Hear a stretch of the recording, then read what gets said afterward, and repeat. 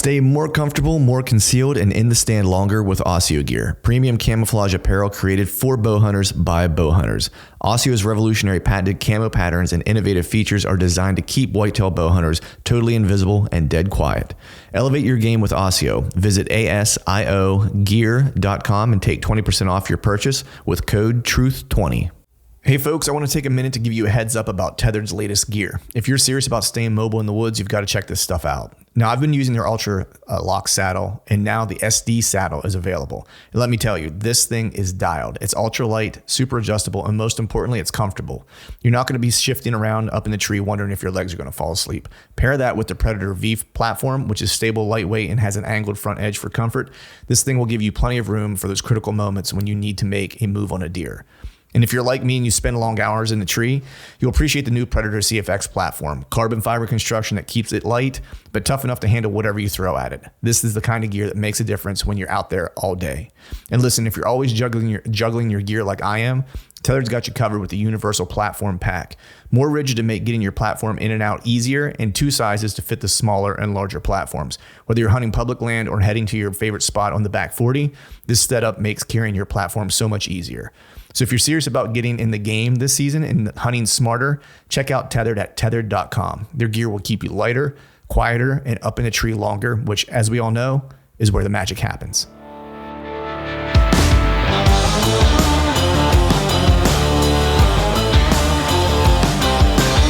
All right, folks, welcome back to another episode of the Truth from the Stand Deer Hunting Podcast. And today I have my buddy on. He's the man with 2 first names, Mr. Zack Robb, also known as Stash Squatch. What's going on, buddy? Oh, not a whole lot, man. I actually got 3 first names because it's Zachary Matthew. So, dude, that is counting. Right. If we're counting, yeah. I mean, do you get like some sort of like extra, I don't know, like a baptism? You get like an extra special baptism or something like that? No, I don't think so. Matter of fact, I get probably the opposite. I get called everything but Zach, pretty much. Are you serious? So they either call me my dad's name or. Yeah, any number of things, but it's never Zach. So. Right. The only thing that would make that more special if it was like Zachary Matthew Robb the Third. Like there was 3 other of you with like. Yeah. Well, I'm too late. I'm too late to add on to that. But maybe I missed my mark there. Levi have to make his own. Right. Well, maybe you got any sons in the hopper? Maybe you got one. Maybe you got at least a junior. Not. Yeah. I hope not. No. Hopefully, we're two and out.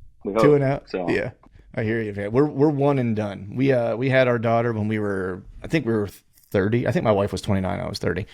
And we waited a while because we moved back from Florida and stuff like that, and getting resituated in Pennsylvania, and and that was after we kind of got resituated. We realized we were going to stay. We weren't going to move back to Florida or whatever. We had that conversation of should we have another one? And because she thought that I wanted a son. She thought that that was something I really wanted, and it wasn't really. It'd been cool, but it wasn't like I was yearning for to have like a bloodline or whatever, And our daughter, I think at the time was like, shoot, she must have been like probably 8 or something like that, maybe even coming up on 9.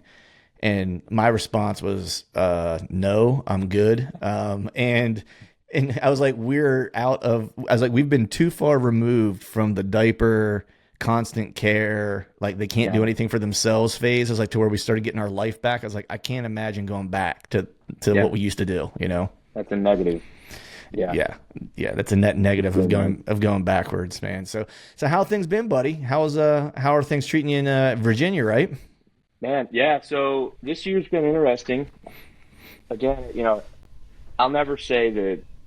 I hear a lot of people kind of like complain or make excuses for why their area is hard or tough and why they're not getting it done. And that's fine.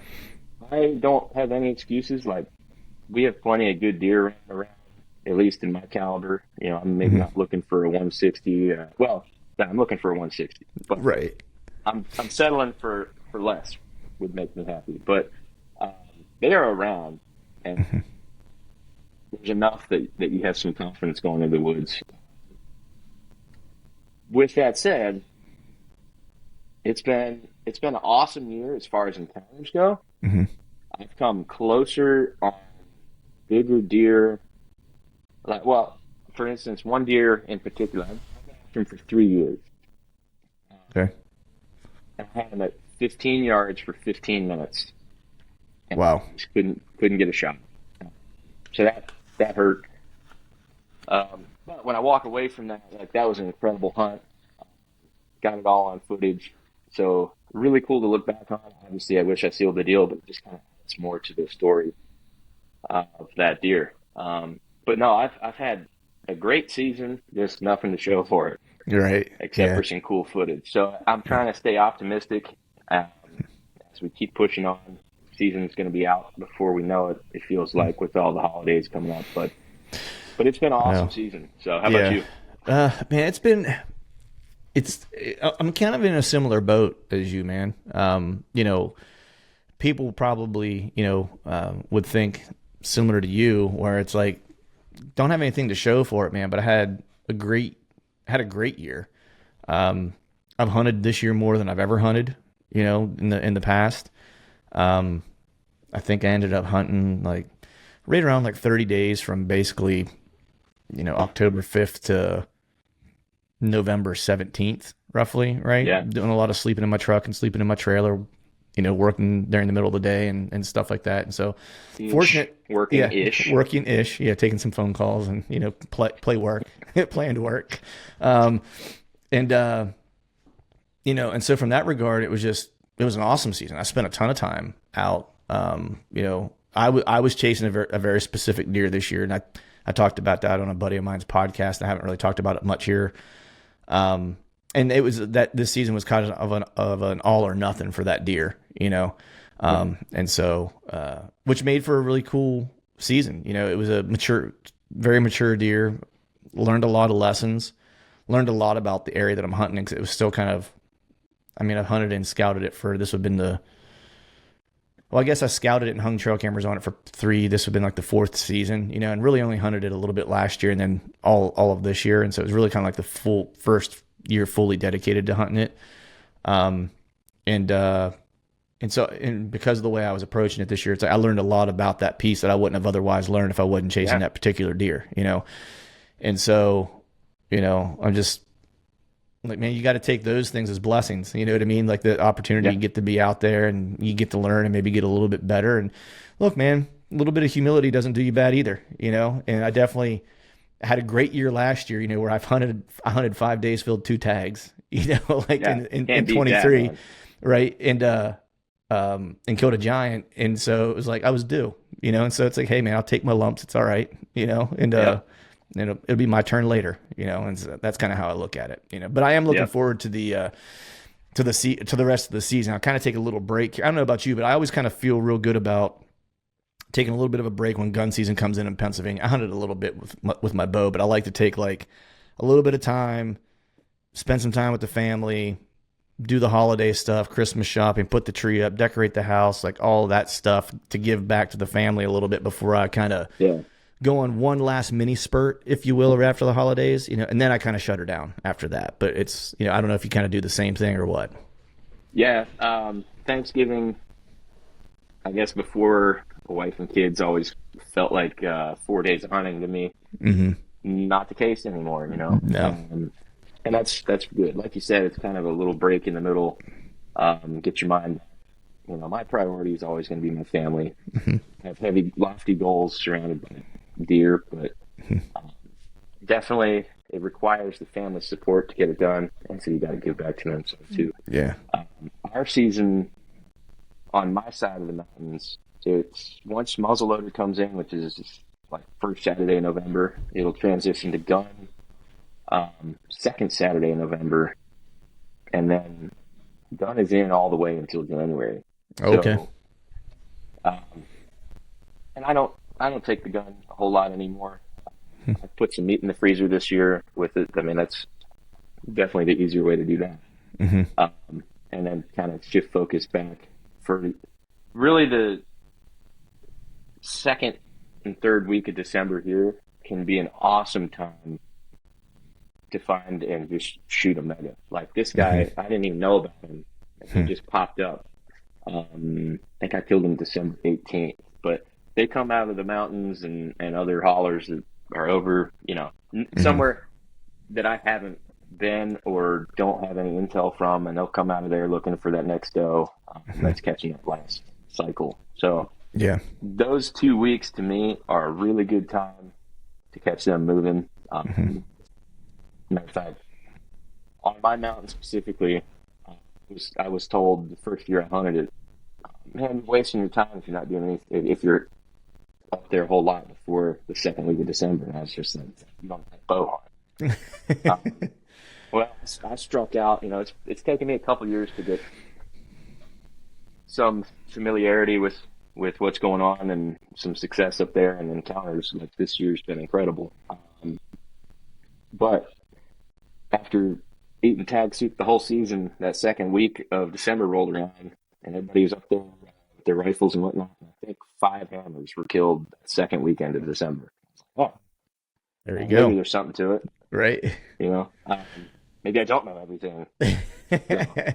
Shocking, right? It's funny. It's funny you say that though, because Nathan Killen, right? You guys are. Oh yeah. Yeah. I assumed that you did, but that's his.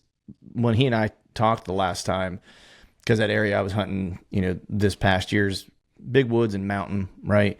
And we did a podcast, and we were talking about it afterwards, just offline.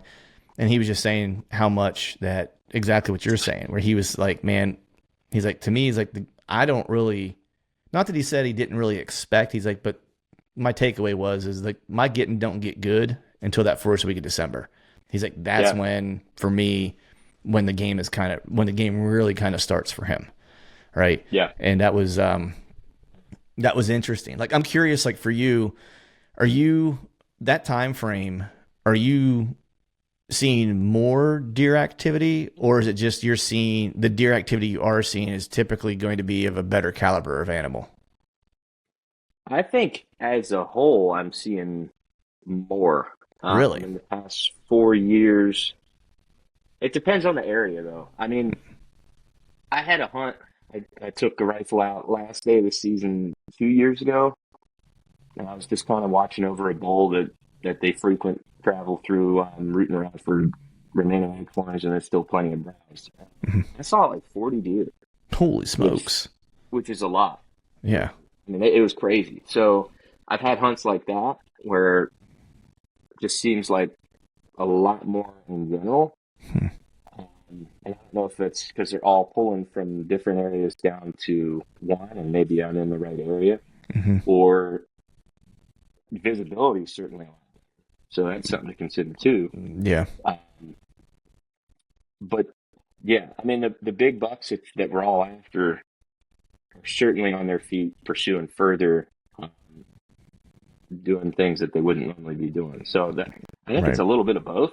Right. In my opinion. Yeah. They're willing to make the mistake, maybe, or maybe that's not the right way to put it, or just they're just going out of their range a little further. Yeah. Places where they're just not quite as comfortable, or maybe they have to travel a little bit further between those doe groups, or whatever the case is. Or even at that point, they might even be looking for food sources too that aren't existent wherever they were at previously, But we've been talking a little bit about the mountain that you hunt on and stuff like that, and people probably listening going like, so where is he at? Like, where's he live? Not exactly where you're at, like not dropping pins, right? But but just for context, so people know like where where in the world do you live and hunt and stuff like that. Okay, so I'm in Central Virginia. And I'm kind of on the eastern edge of the mountainous region. Okay. And what's that habitat kind of look like in general? So east of me is still rolling. Okay. There are a lot of farmlands and a lot of suburbs. West of me is a lot more just mountain. So I'm kind of, there's plenty of mountains kind of sporadically, but it's definitely more dense. Just mountain west of me. Right. Now I'm still on what I would consider a full-size mountain, just on the southeast face of it. It's a large portion of land. It's not public, but I consider it similar to public because there's a lot of people on there, and different than public, they all have access with four-wheeler trails and whatnot. It's kind of applying pressure. It's funny you say that, man, because I think a lot of times when people, hear, like, if someone's hunting private ground or whatever it is, right? That's not public. Right. It's like, man, some of the most pressured stuff I've ever hunted was the private. You know, like I stopped hunting the family farm that we had because I have less pressure on public than I do on the farm, right? Yeah. And I guarantee the public around me, there's so much of it. I mean, nobody wants to build on mountains. There's no towns on mountains. Right. There's so much public land. I know I could get away from people and pretty much have a whole drainage to myself. Whereas where I'm at, although it's maybe more convenient, I mean, it's a 8-mile ride four-wheeler to get to the top where I've been hunting. So it still takes me a while to get there. I don't know. Right. I really don't have a reason other than I'm comfortable and have found deer on there.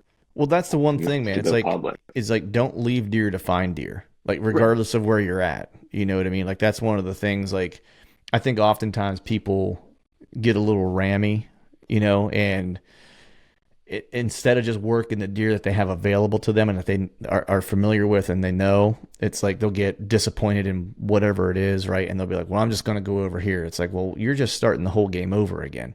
Right. Like you're actually better off, even if things aren't going the way you want them to go, you're better off working the area and the deer that you know than you are trying to relocate and work deer that you don't know and don't know the area. Now, it's one thing if you're going to go scout for different, you know, for next year or whatever, like, yeah, by all means. But if you're in the middle of the season, unless things just go completely terribly, right? It's like, or the deer you were after got killed or whatever the case is, then, yeah, maybe all bets are off. But, you know, man, it's, I always felt like I had more challenges to deal with on the private pieces that I hunted than I did any of the public pieces, for sure. Yeah, it's hard to say, but I mean that leads into, if you have a deer of a caliber that you're after somewhere and you know about it, then yeah, I think it's worth spending some time on.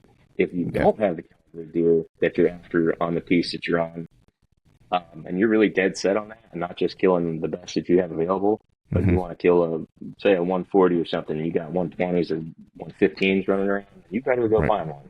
Yeah. Or you're just waiting for no reason.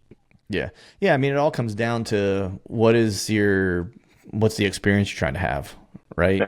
Like that's it. And for me, a lot of the times I always say, I steal this line from my buddy, Josh Prophet. I like to hunt like a coyote. I like to hunt for opportunity. You know what I mean? Like, you know, meaning that I'm not usually after like the highest caliber deer that might be in an area. I'm usually looking for good deer that I'd be tickled to take, you know, and I'm looking for a handful of them. So I have like volume opportunity, right. To have some fun, you know, hunt some good encounters and have some fun. Right. I feel like I wish more people would hunt like that, because I feel like a lot of the guys, like you were saying at the beginning, everyone said, area I hunt in is real tough. You know, everyone's area is the toughest, right? It's like everyone. Right. But maybe it's because you have outsized expectations for where you're at consistently, right? It'd be one thing, you know, if you're hunting if you want to hunt a 160-inch deer, right? And you know there's one where you hunt, well then great. That's a great opportunity, right? Yeah. But if the area you hunt doesn't consistently grow 160-inch deer, you can't go into every season trying to hunt 160-inch deer. Yeah. You know what I mean? You eat a lot of tag soup. Right. You know what I mean? It's like you got to kind of survey what you have around you and say, all right, based on what I have available to me, what type of experience am I looking for this year? You know, and what would I be happy to hunt, and what would give me a thrill? What would make it fun? Right. Right. And just go do that. You know, I think you would have a lot of people probably still say the area is the toughest to hunt, but probably maybe say it with like a skip in their step, maybe. Yeah. You know? No, for sure, man. It's all about enjoying it. So if you're not enjoying one aspect of how you're doing, you better align it with how you can have fun. Yeah. You know? So what, as far as like, so it's mountain kind of area that you're hunting, what's the habitat, kind of foliage, you know, greenery, browse, things of that nature? Like, what are you kind of working with that type of stuff? So there's a lot of laurel. It's a ton of briars. I mean, a ton of briars, which I hate. Yeah. Yeah. I have no choice but to deal with them. Where there's not briars, there's laurel.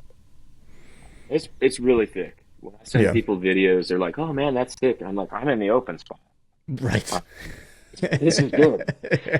Um, and there's plenty of oaks too. So Mhm. like if you pull up a buddy showed me the onyx oak forecast Mhm. layer, and I was, oh man, that's going to be great. I Right. lit it up and it looked like a Christmas tree. My whole mountain was red and green. Right. Okay, Which adds I knew challenge, that. right? Like, right, Yeah, right. Like, because I mean, that's one thing. Like, people are always like, man, white oaks, woohoo, or red oaks, depending on what time of yep, year it is or whatever. And it's like, but what they sometimes don't realize is like, man, some is okay. Few can be a challenge but if you find it, it's usually a, good situation. A lot is yeah, probably the worst. yeah. A Because it's lot like, means they are anywhere, right? yeah, they're eating anywhere, they're Um, bedding anywhere, like, and so you got to be on like right on top of them, like to have an opportunity, basically. so that's some of what I'm dealing with. They have plenty of browse. Uh, It's plenty thick everywhere, and there's plenty of acorns. So, you have to stay. You really have to stay mobile until you find what you're after. Hmm. I do use trail cameras, Hmm. not a ton. People might think I got 60 cameras out on like 4 or 5. Hmm. So I pretty much just soak areas, like you were saying. What area has the best quantity of deer of the caliber I'm hunting, and I'm gonna focus on that area. And the past few years, I've been focusing on that first week of November, the cruising. So knowing that there's all these deer of a caliber in a certain drainage that I would be happy with, they're gonna likely come cruising through maybe a pinch or something headed to these doe groups, and they capitalized that on that last year, and I was this close to it twice this year. Right. What was the fly in the ointment this year? What was it? What? What was the fly in the ointment this year? What Well, was what was know. what would have made it go from this to like sealing the deal?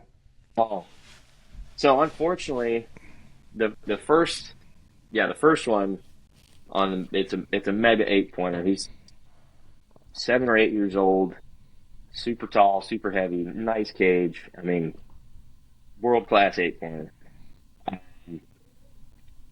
Because of a misleading wind when I was walking in, I chose to come, we'll call it from the northwest, and the wind kind of 180 back to what the forecast was actually Mm. right out to my stand. I didn't blow anything out, so I figured whatever. Hmm. Well, for reasons out of my control, the deer crossed onto us in a different place and came into. Like, I was in a thicket where he had scrapes that were still open. He had plenty of scrapes outside of that thicket, but they were not open anymore. So I knew he was this was his core. He was honing in on this little area.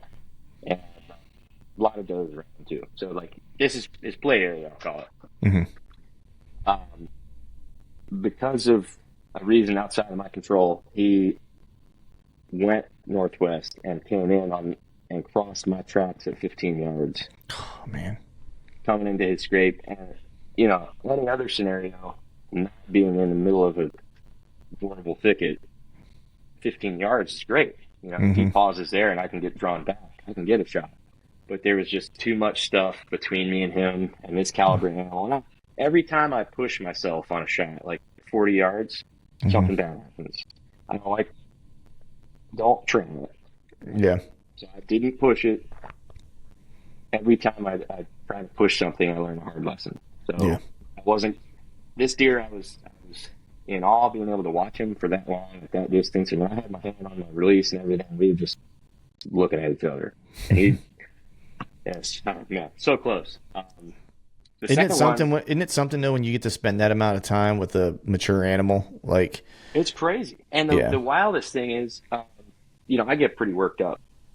Happens to me every time, especially after the shot. But after minute one of having this confrontation, I was locked in. It was game time, and I was just ready for him to slip. Um, he didn't really necessarily see me. He just knew something was wrong. Right. And it was pretty cool to watch. As light faded away, I was using my binos to just watch his demeanor and see if he was going to take a couple more steps. And he he knows what he's a smart deer. He knows what he's doing. Yeah. So it was really cool to watch him. I mean, he just stopped. Yeah. He's like, something's not right, and I'm gonna wait. Yeah. It's wild, man. Like that's the one thing that, you know, I think as you go in your hunting journey, like you start appreciating more and more is just, you know, a lot of people might hear that and be like, or if they experience that would be really disappointed, right? It's like I'm listening to you talk about it and I don't hear disappointment in your voice, No, right? I mean, I called my buddies immediately. I was like, dude, that was an insane hunt. Obviously, I wish I could have gotten an arrow in him and ended the story, but man, just happy. That's the first encounter I've had with him in 3 years of hunting him. Wow. So to me, it was like, I got him. You know, You like beat, I knew where technically he you was. beat him. Like how much closer do you need to get, right? You got 15 yards. I counted coup, as the Indians would say, but Right. man, it's just so close. You know, now I think about, man, could I have squeezed a shot through? But it's not. Yeah, It's I not mean, worth we it. retrospectively go back and we think that, right? Because I had one in a plain state 2 years ago. Biggest deer. He was legitimately like, if not right on the border of like 200 inches, like for sure. It was the same area that I killed the deer I killed last year, but was bigger. Where was that? Yeah. But was bigger, you know, and so like I've told this story before, but that's why like when I ended up taking the one that I shot to the taxidermist, when I like scored him like visually, I told the taxidermist what I thought he was, and he's like, "Why do you think he's that?" He's like, "Let's measure him," and I was off by like 20 plus inches, right? And he's like, "Why'd you think that?" And 20 plus inches in the low side, like I thought he was smaller than he was. Yeah. And I was like, "Well, the one I hunted there last year, I was probably 20, 25 inches better than this one." You know, and he was like, "Buddy," he was like, "You were hunting a 200-inch deer," you know, and I was like, "Yeah," and I was like, "Oh man," but similar thing where it's like I spent like 5 minutes with that deer on the ground at like 20, 25 yards, and you know, I just didn't have the confidence to slip an arrow in because I got just enough light to shoot. Like I was at the legal light kind of part, but it's like where that light is, I can't see. Like I knew there was a bunch of locust saplings, and I knew they had a bunch of twigs. I was in there the day before. And I knew that those locust saplings and twigs, because I walked through it the day before, I knew they were about vitals high on a whitetail, you know, and I couldn't see those. Like I could see where they were at, but I couldn't see like the finer like twigs and, you know, little branches that are coming off. And they were all like these little locust saplings. And I was like, I was like, I'd be sick. I was like, if I clipped one of those, I ended up like wounding this deer, and it was the last day of the hunt. I got to go home. And I can't find him, and he just ends up either dying 2 weeks later or whatever happens, right? I was like, I just don't want that. And then for like 2 weeks after that, I replayed the whole scenario in my mind, thinking like, man, can I slip one in here? Like, you know what I mean? But I mean, we both made the right decision to not push it, essentially, right? But in your mind, you always think back and go, was there an opportunity that I was just maybe too scared to take, right? Right. Yeah, every time I think about it, I brush it off. Like, yeah, no, I did. Yeah. 2 weeks earlier, maybe 3 weeks earlier, but middle of October, down in a hellhole, I was chasing some other deer until I saw this deer had shown up. It wasn't my primary target deer for that area, but it was a shooter. That was 135-inch eight, which for me, it's a great deer, eights dude. don't often get bigger than 140 here. Mm-hmm. They do. It does happen, but not often. So he came in down the ridge top. I thought he was going to kind of funnel down an old mountain road. I was wrong. The blessing of having all these acorns is the deer live there. The curse is, like you said, you know, there's no trail. I was sitting on two trails, and they just meandered up above me. Mm-hmm. So right at last light, I seen this buck come in. I was looking up. I was like, "Ooh, that's a good buck." And he started feeding down to me. And I got it all on video too.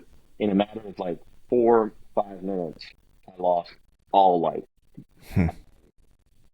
Just being in a hole, just like gone. Right. I did take a shot and deflected. So it's just, you know, one of those things. Yep.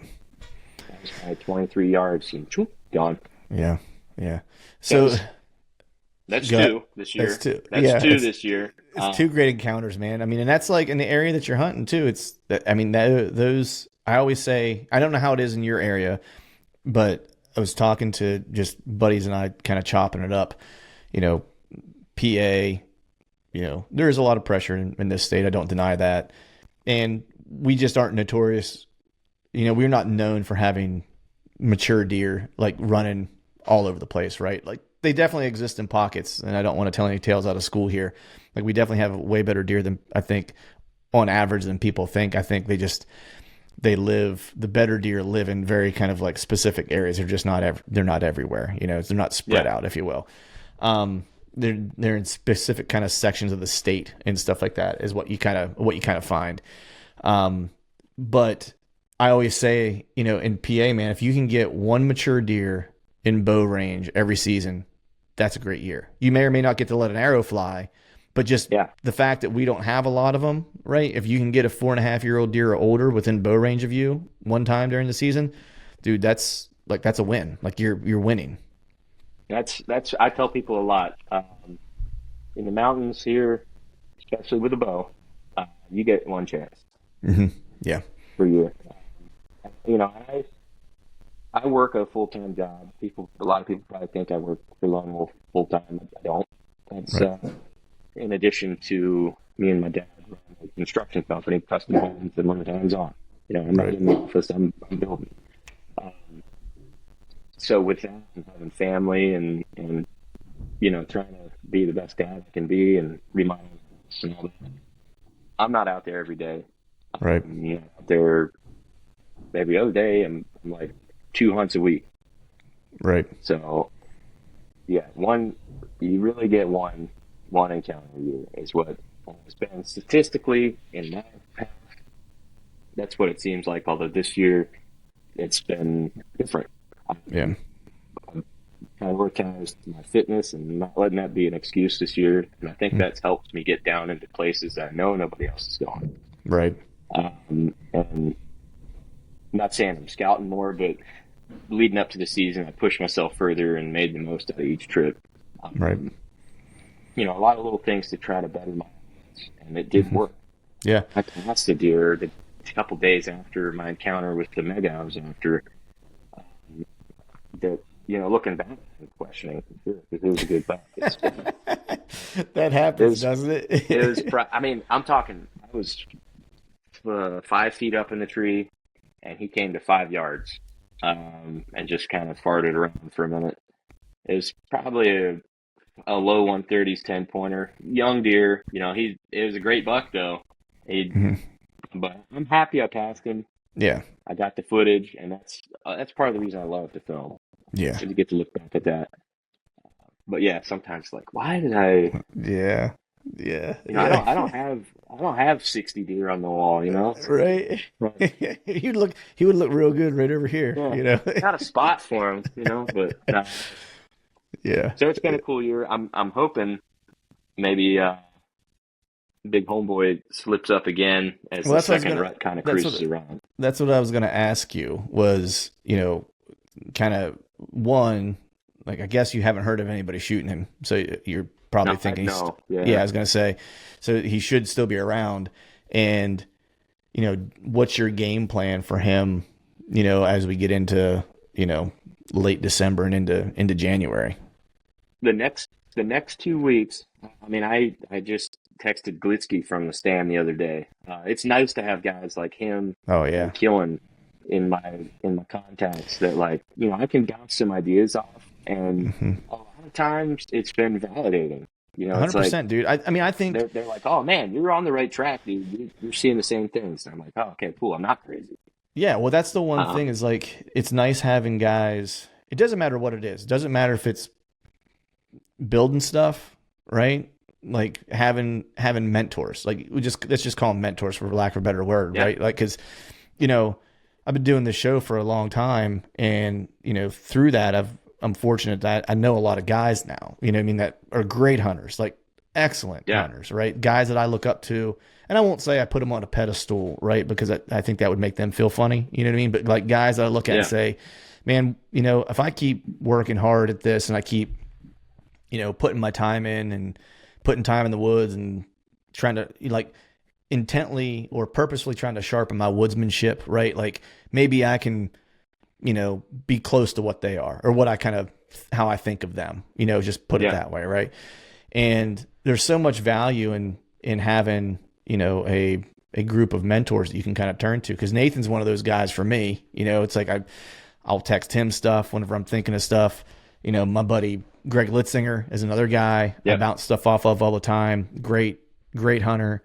My buddy Chad Sylvester is another guy I talk to, a lot, like bounce stuff off. And so it's, I guess I'm just saying I can't express like how great it is to have people like that in your corner. And they don't have to be guys other guys know. These are just guys I've met, right? It's like, if you're a dude listening, it's like, there's a killer in your town, I promise you, that probably smokes everybody that we've ever talked to. You know what I mean? Like, I can think of a couple, man. Right. Find that dude at a gas station or sitting at a diner on a Sunday morning, and just go in and pick his brain, right? And like become buddies with that guy. Cause like, that's the guy you want to talk to whenever you're either struggling or you're trying to validate something. Yeah. It's so valuable. Yeah. But I was just talking to Klitsky. I was like, man, I'm sitting in the same area that I know that buck comes slipping in and messing around with the does. I know it's only a matter of time. My front was weird this year. I don't know about you, but it's so I feel like it's only a matter of time before he comes back in this little pocket. And so I've been sitting there more than I've ever camped in a spot. Mm-hmm. Now, like I said, it's not every day. It's maybe a sit or two a weekend in that area, and I've been seeing bucks, just not this buck. But sometimes it's just I preach being mobile. And it's like, damn, I could have built a wooden ladder stand right here, and I just feel like I'm just sitting here too much. But I said, did you ever just feel like you're camping too much? And he said, no. That's the fine line we play as a mountain hunter. Sometimes you got to camp it, but that is what it is. That's the thing, man. It's like I know I always kind of feel the same way. I get itchy feet where. And this is, the big woods piece that I was hunting. I think it was partially why I started figuring that deer out. And I think partially it was also why I probably didn't kill him, to be honest. It was, I think the reason why I was able to start to figure him out was I would literally hunt in the morning for a couple hours and I would just get down and I would just walk. And I would just walk as far as I could try to find his sign and pick up, and I finally found a couple little chunks of sign that I knew were his and started putting pieces together. There was a spot that I didn't want to camp in, and so I didn't go to it, and he came through that at like 8:14 in the morning, like that day I was going to go hunt there, but I was like, I know I'm going to hunt in a couple of days here in like a week, and so I didn't go. You know what I mean? It was just one of those things, but that's that fine line, right? Is like, knowing when to be in the right spot. And like, if it's the good spot, like how often do you want to be there? Cause you don't want to camp in it. And it's like, and I know like some guys will say, cause even my buddies that hunt up there, like my one good buddy, we were hunting the same, like we both knew of this deer. And so we were both kind of hunting him and he's hunted this area for a long time. Like he grew up in this area and he knows the area really, really well. And he just, I mean, he wasn't trying to give me advice or anything like that. And he just kind of, said like, yeah, you think, I don't remember exactly how I said it, but like, do you think you might be maybe moving too much? You know what I mean? Like you might not want to bounce around here. You know what I mean? So much, and I look, he's been hunting there a long time and he's been very successful in this piece. It's really, really hard to hunt. And, I was talking to my buddy Chad about it and I was like, I just have a hard time sitting somewhere if I'm not seeing the deer that I want to see, knowing that he's out there somewhere doing something. I just need to go find him. You know what I mean? I was like, that's like part of the thing that I have where it's like, I want to go hunt him. I don't want to wait on him. I want to see him now. Yeah. I'm a little bit impatient when it comes to that, but then sometimes I get too patient and I feel like the times I needed to be really aggressive this year, I wasn't. And the times I needed to be patient, I probably wasn't. So, it's a fine line, man, for sure. Well, it takes time or luck, in my opinion, to kill a big mountain deer. Time can be spent in the present, like a lot of time in the seat, or time spent throughout the whole year, just putting a whole bunch of pieces together, or time spent over several years. and just learning where these funnels are and stuff like that. Like that's the only reason my success has been getting better and better in the mountains is because I've got now like a playbook to go by for as the season progresses, where some of those pinch points Mm-hmm. are that they're always funneling to check those. In the past couple of years, it's really been money. When it starts getting more difficult when you're working specific deer, then the rest it sucks, right? Mm-hmm. But Yeah. um, yeah, I mean that it definitely it takes time or luck, and sometimes both. Yeah. Do you find um, that you're finding some of those pinch points, using trail camera data or even just, boots on the ground or observation when you're sitting?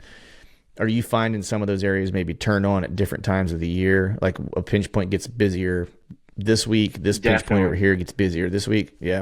Can you talk a little Yep. bit about Yep. that? Like, and how you're kind of map that? Oh. So I mean, it's all rut specific. My Mm-hmm. little pinch points. So like, I had jumped a buck out of a real thick, nasty hellhole a couple years ago, and kind of had established that yeah, a lot of deer play around in here, but the buck seemed to bed on this little thicket um, a lot.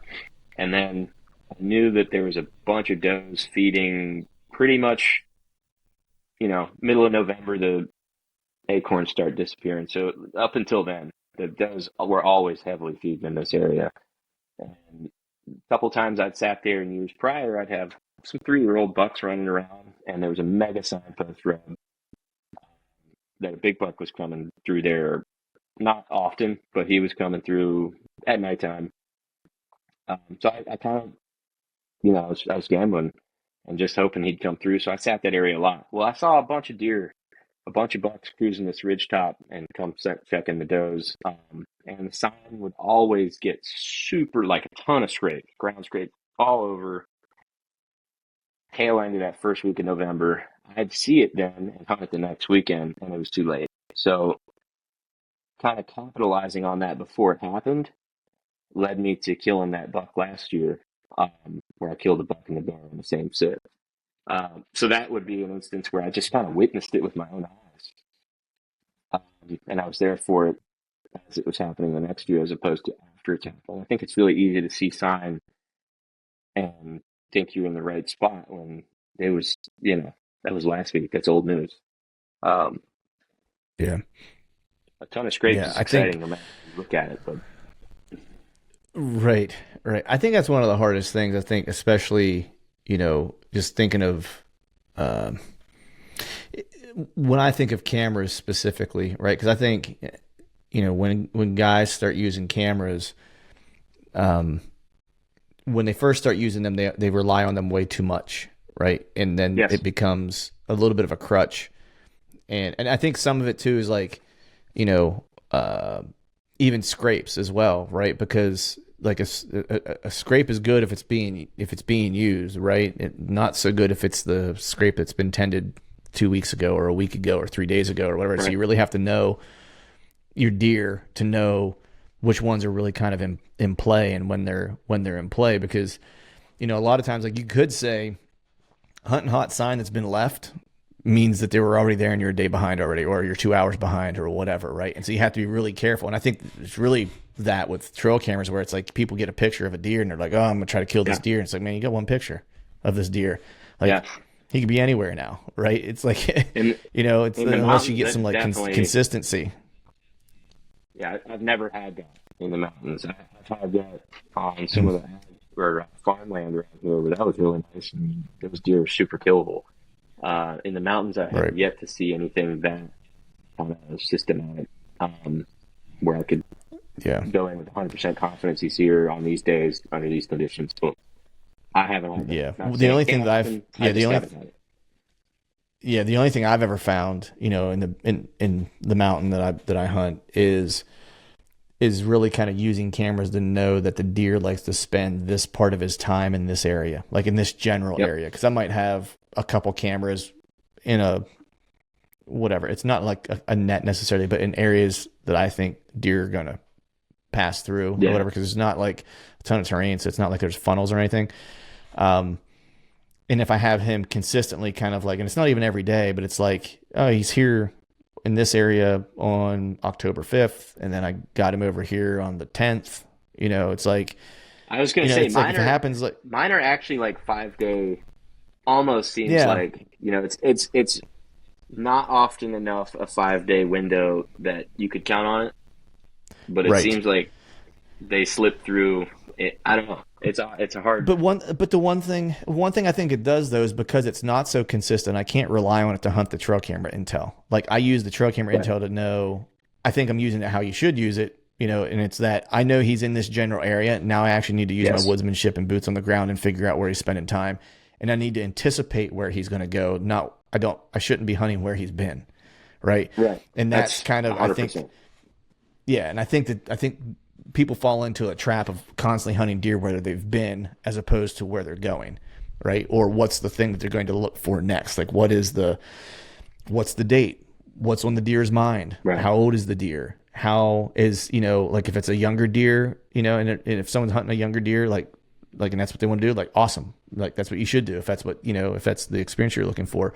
And so maybe like, hey, it's the early, like middle part of November. And maybe this deer's going to get rammy because he's not experienced yet. Right. He's a younger deer. And you start to see those 2 and 3 year olds like act a fool. Right. Now, if you're hunting like a 4 or 5 year old deer, it's like, all right, well, he's probably not going to get rammy until like last week of October, maybe even have to bleed into November a little bit, right? It's like, and so you have to think about who is that deer, how old is that deer, and what does he want to do next, and what is the time frame that he will be planning to do that in, right? It's like, it becomes a little bit, a little bit tricky, and that's if you're hunting a specific deer, right? It's not necessarily true if you're hunting some deer. You just want to be where some deer are, right?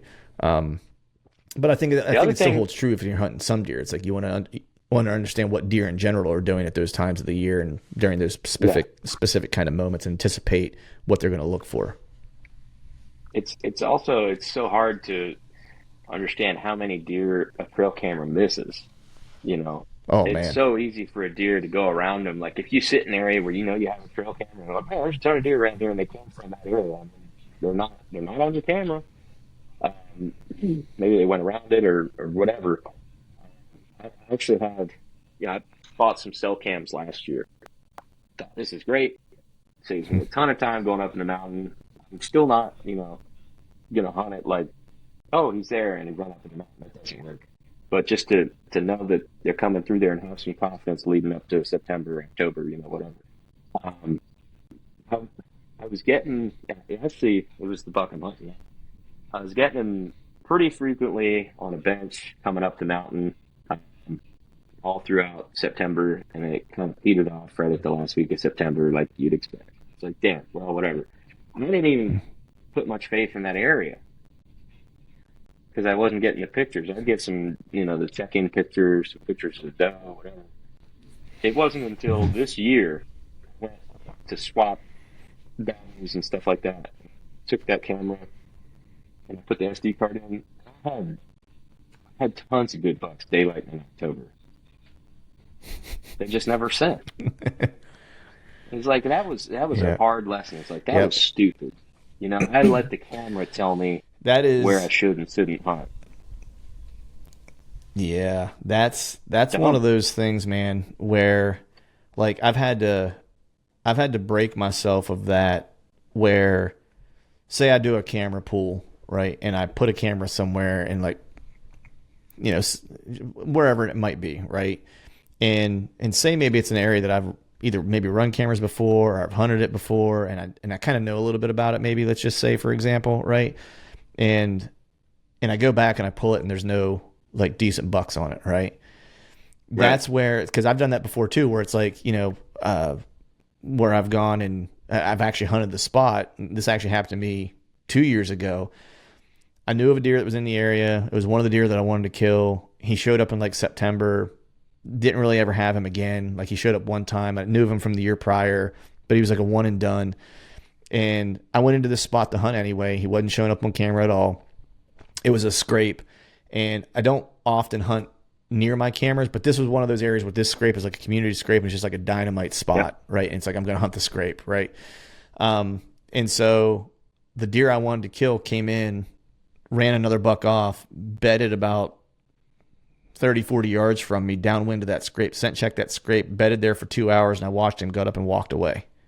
Never came in front of the camera, never came to the scrape, never, you know what I mean? And so what I started doing is like, because it's easy to lose faith in a spot that if you have a camera there, especially if you're soaking for a while. It's one thing if it's there for a couple weeks, you don't get anything, but if it's there for like a couple months and you're not getting anything, you know, you lose faith in that spot. But I always kind of go back and kind of test myself and go, well, why did you hang the camera there in the first place? Like, what made you hang it there? You know, and if I can answer that question and all those questions still come back to like, there should be a good buck around there, then I go hunt it.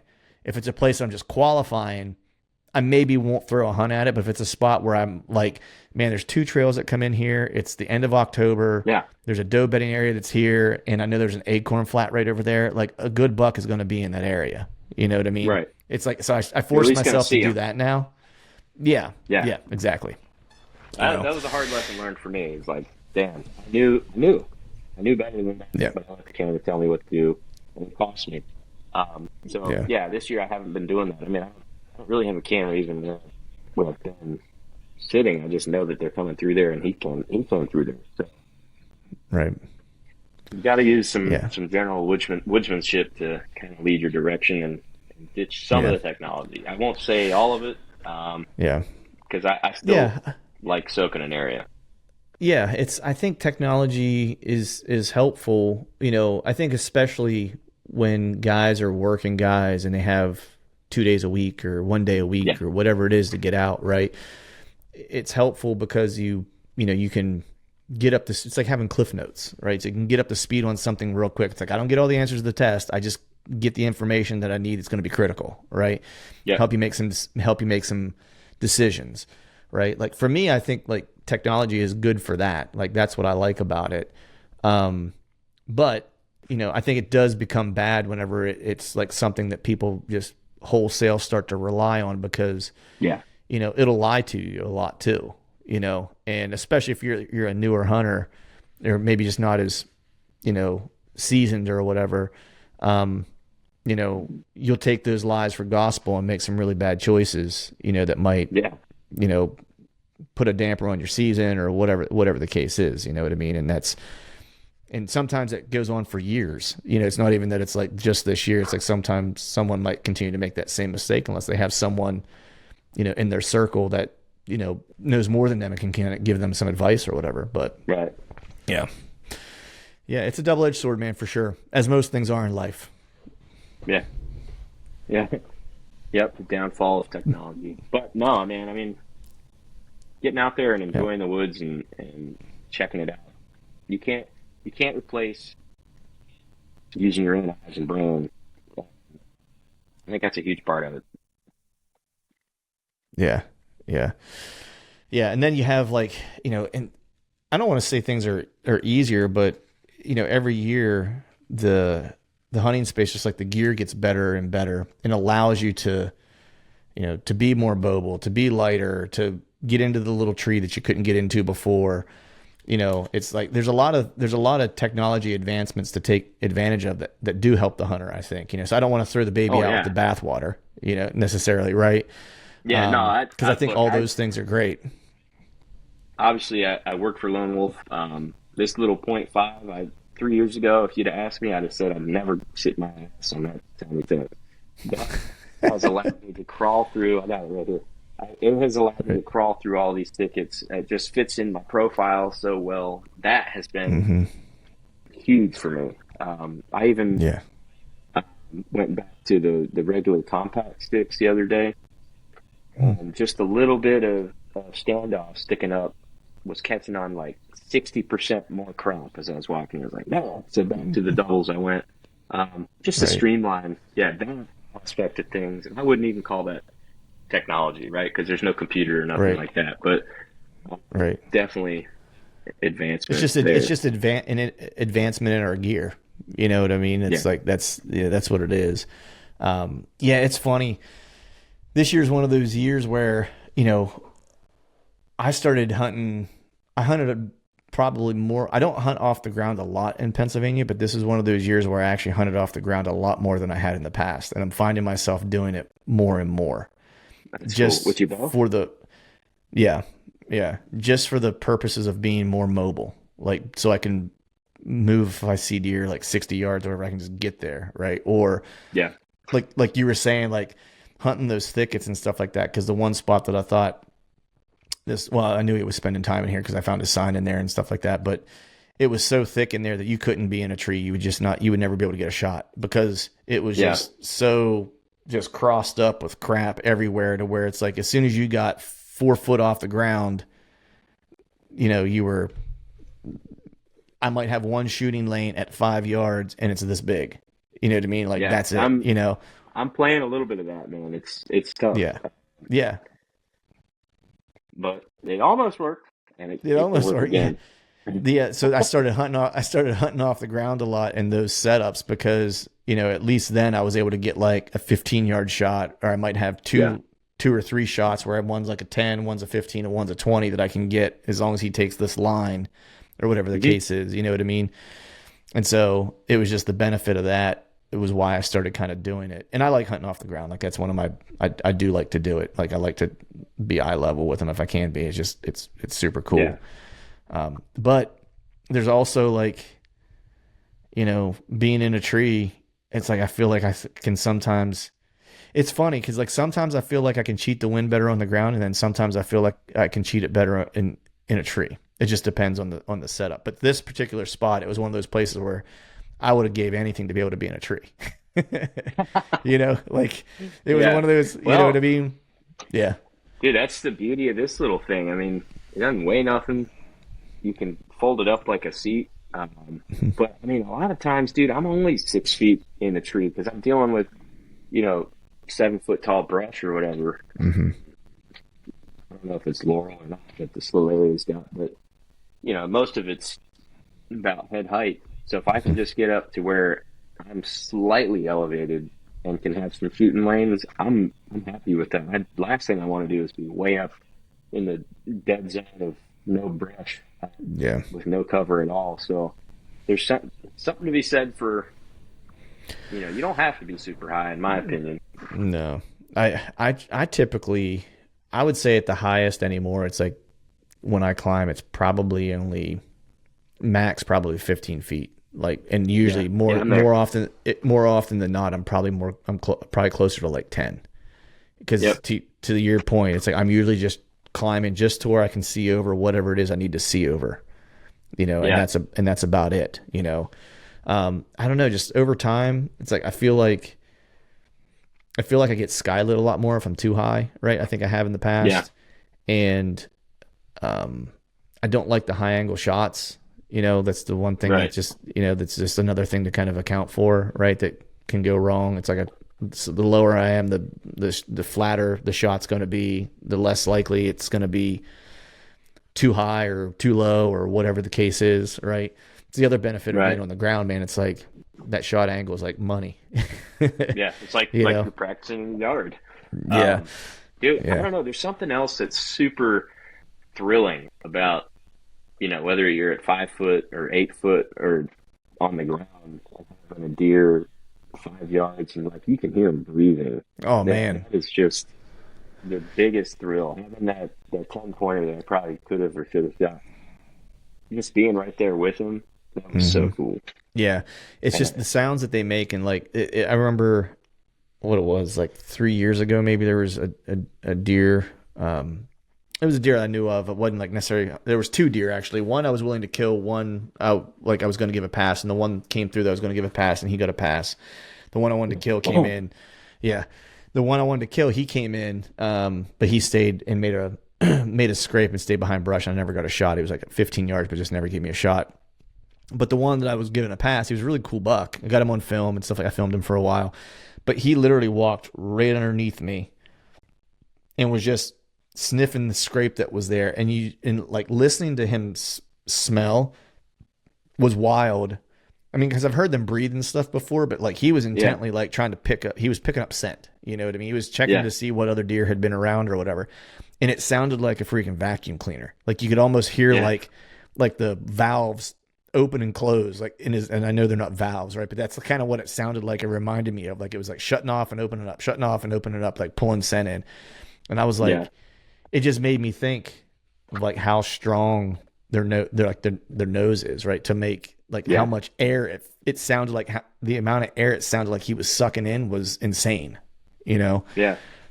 But yeah, it's cool being close to him, man. Like that's the thrill of it. And I think that's partially why I do like being on the ground, you know, more and more as I go. 'Cause it's just, you know, beating them whenever they're on the ground at that close. It's like, you know, you're like, I beat you.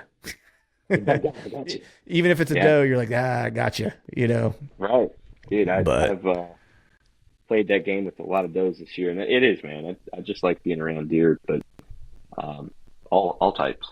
Yeah, man. It's I still get fired up. Now I keep my stuff together, but you know, when a doe's coming in, I still get excited. Like I just like, to your point, man. 'Cause I think the other thing is too, just going back to what we were talking about with like, you know, technology and woodsmanship and stuff like that. It's every time you see deer, you should take an opportunity to try to learn something from them, right? They're all able to teach you something. Like, and so I think a lot of times people will see does and just like pass it off as like, I saw a couple of does, but it's like, well, what did they do? Like, how did they come in? How were they using the wind? What were they browsing on? Like, were there any sounds or anything that were piqued their interest? Did birds all of a sudden, when they were approaching, did you hear a bunch of birds pipe off, or did you hear a bunch of squirrels or chipmunks pipe off when they were approaching? Like, it's little things like that like, I think a lot of people miss, where it's like, man, there's a lot of tells out there. If you just pay attention to the ones that you don't want to kill, they'll tell you the tells of the ones that you do want to kill. Well, you know, the old mature does, man, I think they're harder to fool, honestly. Dude, there's not much harder old does. Yeah, there's not much harder to kill than an old doe with a fawn. Like trying to kill that doe, she's a tough cookie. Yeah. Yeah, man. Wow, for sure. Yeah, you're gonna get blown at, no doubt. Yeah, and then you're gonna say, well, I'm gonna shoot you then, and then you won't get a shot. It's just them old days. Yeah, exactly. Well, cool, man. I've chopped it up with you, man. Kept you about an hour. I know you got family, you got a full life going on, dude. So I want to be sensitive to your time. But before I let you get out of here, let people know where they can follow the Stash Squatch and everything that you got going on. Oh man. All right. So Facebook, I keep that kind of personal. But you can find me on Mobile Hunters United. That's an easy page to find us. And then on Instagram, it's at stash.squatch, and that's spelled STACHE _squatch. So that's pretty much all I got. I don't do the LinkedIn or TikTok or any of that other stuff. But come on, man. You ain't making TikTok videos, man? Come on. I should. Right, you got an OnlyFans or something? I do have one. I just don't use it. Oh, that's just if you like hairy feet. Just if you like feet, yeah. Yeah. Awesome, man. Well, hey, brother, I appreciate you coming on, man. Good luck getting after that deer here in the late season. I'm hoping I get to see a grip and grin brother. And watch a video of you putting him down that would come out the following. And if people want to watch like the hunt you had for the buck you killed last year and your bear, where can they find that? Yeah, so on the Lone Wolf Custom Gear YouTube channel, I filmed for Whitetail Addictions. So I've got, I guess, 3 episodes on there from years prior, both Illinois and 2 hunts in Virginia. That's, like I said, YouTube, Lone Wolf Custom Gear, under the videos tab. That's been a pleasure, too. I love filming for Whitetail Addictions and being able to hand all that footage off to somebody else. Somebody else. Very nice. That's right. Awesome, brother. Yeah. Well, hey, man, if I don't talk to you beforehand, you have a Merry Christmas and a Happy New Year, and wish you and your family a bunch of health and a bunch of wealth. Thanks. Yeah, we need it. So sounds good, man. You too. Appreciate it. All right, folks, that is a wrap for today's show. I'd like to thank all of you for listening. And if you haven't yet, please head over to iTunes and leave us a 5-star rating. And be sure to subscribe to the podcast. And hell, while you're at it, head over to YouTube and give us a sub there too. And before I shut this thing down, we need to give a big shout out to our partners who continue to help us make this podcast possible. Osseo Gear, Tethered, Exodus Outdoor Gear, and Genesee Beer. And until next time, we'll see y'all.